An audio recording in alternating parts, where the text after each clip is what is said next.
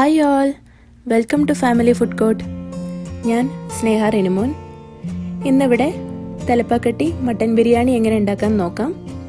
അതിനുവേണ്ടി 2 cup jeera rice എടുത്തിട്ടുണ്ട്. ഇത് അരമണിക്കൂർ മുന്നേ കുതിർത്ത് വെച്ചിട്ടുള്ളതാണ്. 3/4 കിലോ മട്ടൻ.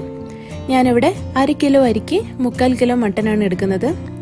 2 പിടി മല്ലിയില, 1 പിടി പുതിന, ചെറിയുള്ളി 10 എണ്ണം, 1/2 കപ്പ് തൈര്, ചെറിയ കഷ്ണം ഇഞ്ചി, 10 അല്ലി വെളുത്തുള്ളി, 6 പച്ചമുളക്, പട്ട, ഏലക്ക, ഗ്രാമ്പു 6 എണ്ണം, ജാതിപത്രി 1 എണ്ണം, അരമുറി നാരങ്ങ, 1 ടീസ്പൂൺ നെയ്യ്, 1/2 ടീസ്പൂൺ എരിവുള്ള മുളക് പൊടി.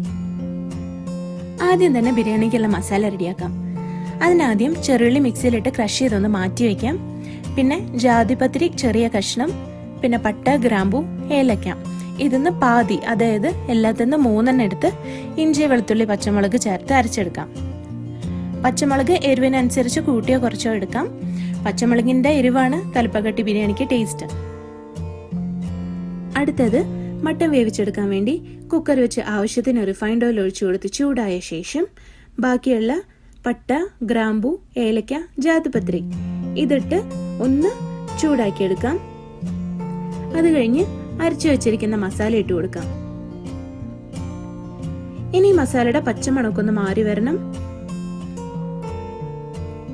അതിനുശേഷം എടുത്തു വെച്ചിരിക്കുന്ന മട്ടൻ ഇട്ട് കൊടുത്ത് നന്നായി ഇളക്കി കൊടുക്കാം.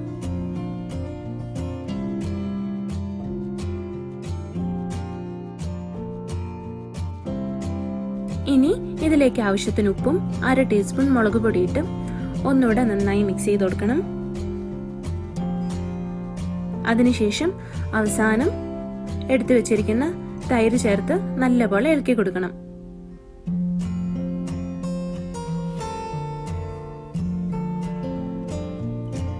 ഇനി മട്ടൻ ഒന്ന് മുങ്ങി നിൽക്കുന്ന പോലെ വെള്ളം ഒഴിച്ചു കൊടുത്ത് മട്ടൻ വേവിച്ചെടുക്കാം.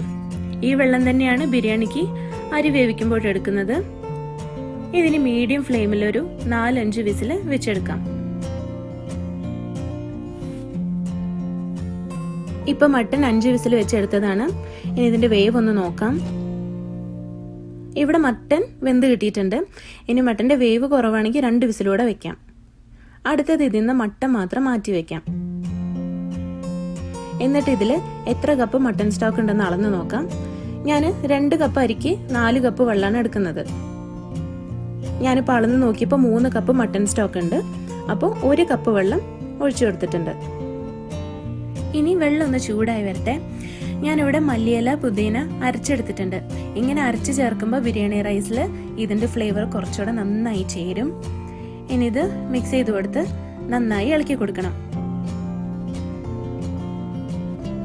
ഇതിനൊന്ന് തിളച്ചു വന്നതിന് ശേഷം വേവിച്ചു വെച്ചിരിക്കുന്ന മട്ടൻ ചേർത്ത് കൊടുക്കാം. മട്ടൻ ഒന്ന് ഇളക്കി കൊടുത്ത ശേഷം എടുത്തു വെച്ചിരിക്കുന്ന നെയ്യും നാരങ്ങ നീരും ഒഴിച്ചു കൊടുത്ത് ഒന്നുകൂടെ നന്നായി ഇളക്കുക. ഇനൊന്ന് തിളച്ചു വന്ന ശേഷം അരി ഇട്ട് കൊടുക്കാം.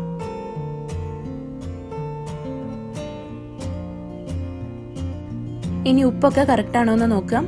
കുറവാണെങ്കിൽ ഇട്ട് കൊടുക്കുക. ബിരിയാണി ഉണ്ടാക്കുമ്പോൾ ഉപ്പ് അല്പം കൂടി നിൽക്കണം. ചോറ് വെന്ത് വരുമ്പോൾ കറക്റ്റ് ആവും. ഇനി ഒരു 3-4 മിനിറ്റ് ഇത് മീഡിയം ഫ്ലെയിമിൽ അടച്ചു വെക്കാം.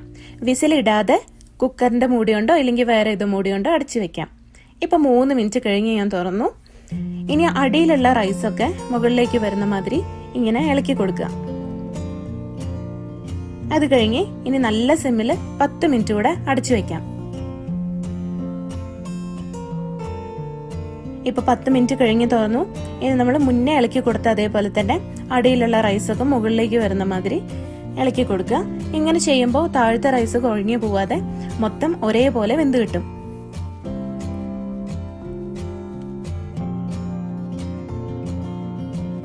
ഇനി ഫ്ലെയിം ഓഫാക്കി ഈ സ്റ്റവ്ന്ന് മാറ്റി 20 മിനിറ്റും കൂടെ അടച്ചു വെക്കാം. ഈ സമയത്ത് അരി നന്നായി വികസിച്ച് വരും. ഇപ്പൊ 20 മിനിറ്റ് കഴിഞ്ഞു. ഞാൻ തുറന്നു നോക്കി. നല്ല അടിപൊളി മണമൊക്കെ വരുന്നുണ്ട്. ബിരിയാണി റൈസ് കുഴഞ്ഞൊന്നും പോവാതെ ഒരേപോലെ വെന്ത് കിട്ടിയിട്ടുണ്ട്. ചെറിയൊരു ഈർപ്പമുണ്ട്. ഇങ്ങനെ കഴിക്കാൻ ഡ്രൈ ആയി കഴിക്കുന്നതിനേക്കാൾ നല്ല ടേസ്റ്റാണ്. റൈസിന് നല്ല മയം ഉണ്ടാവും. അങ്ങനെ തലപ്പക്കട്ടി മട്ടൻ ബിരിയാണി റെഡി ആയിട്ടുണ്ട്. വളരെ എളുപ്പമാണ്, നല്ല ടേസ്റ്റാണ്. എല്ലാവരും എന്തായാലും ട്രൈ ചെയ്ത് നോക്കണം. ഇഷ്ടപ്പെട്ടെങ്കിൽ ലൈക്ക് ചെയ്യൂ, സബ്സ്ക്രൈബ് ചെയ്യൂ. താങ്ക്